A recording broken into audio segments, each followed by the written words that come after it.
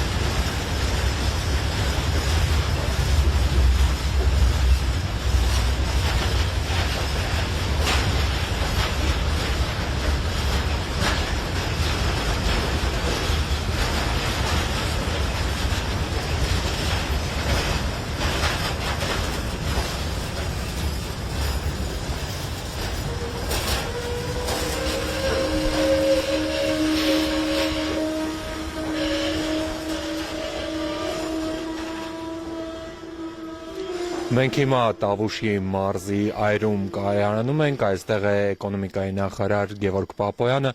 Պարոն Պապոյան, ինչ իրավիճակ է փոխվում այսպիսով Հայաստանի տնտեսական միջավայրում։ Նախ արձանագրենք, որ գրեթե 3.5 տասնամյակ այս երթուղով, այսինքն երկաթուղային երթուղով Ադրբեջանի տարածքով Հայաստան բեռներ չէին տեղափոխվել եւ իհարկե հակառակ ուղղությամբ էլ չեն գնացել եւ այդ առումով այսօր պատմական օր է ռուսական ծագման ցորենը Ադրբեջանի, այնուհետև Վրաստանի տարածքով եկավ Հայաստանի Հանրապետություն, առաջիկա օրերին սպասում ենք նաև Ղազախական ծագման ցորենը, որը այս պահին Ադրբեջանի տարածքում է եւ ըստ էության կարող ենք ասել, որ այս երթուղին արդեն գործարկված է եւ սա շատ կարեւոր էական նշանակություն ունի բնականաբար մեր տնտեսական քաղաքականությունների եւ լոգիստիկ քաղաքականությունների դիվերսիֆիկացիայի տեսանկյունից, բայց նաեւ շատ կարեւոր է արձանագրել, որ սա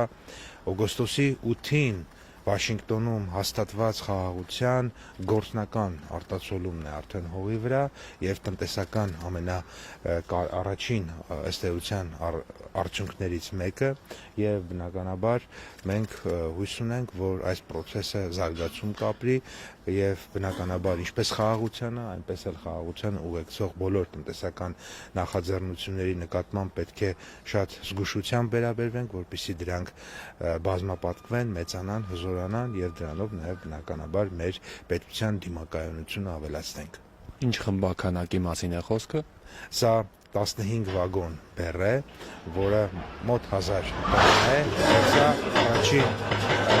խմբականակն է եւ բնականաբար հաջորդ ղազախական խմբականակը, որը կգա, նույնպես այդքանը էլի 1000 տոննա եւ 15 վագոն։ Շնորհակալություն Պապոյան։ Մենք աշխատում ենք այրում կայարանում։